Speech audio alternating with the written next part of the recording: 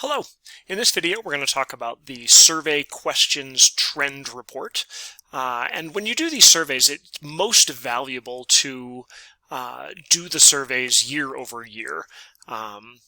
You're going to identify areas where you want to improve in your school. You're going to identify areas where you want to initiate some action plans, and it's a really good idea to see where those action plans have made a difference and what impact they've had. And the only way to do that is to look at your survey over time. And this report just gives you the opportunity to do that. Pretty simple.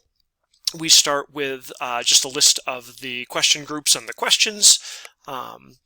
We have a graph that shows the net engagement score over time. And the net engagement score is a way to take all of your survey responses and distill them down to a single number for a single year. And the way we do that is to take the number of responses to your survey that are 5s, subtract from that the number of responses that are 1s or 2s, and divide that by the total number. And that will give you a number somewhere between -1 and +1.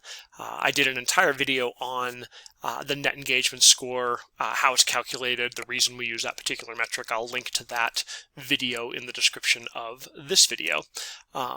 So this report is showing your net engagement score over time.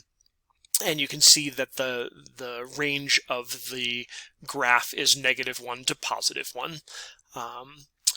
Other things to note here is that this year's surveyed is telling you that this graph represents surveys that were done from the school year 2018-19 through 2021-22.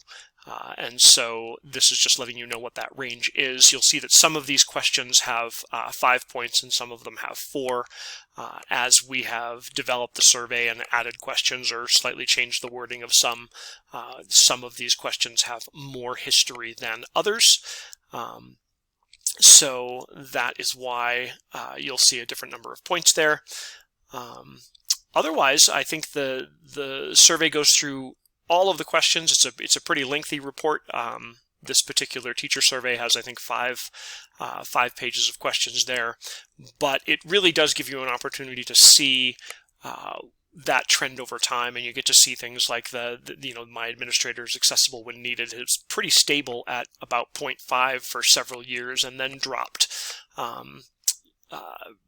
pretty significantly just in that previous year.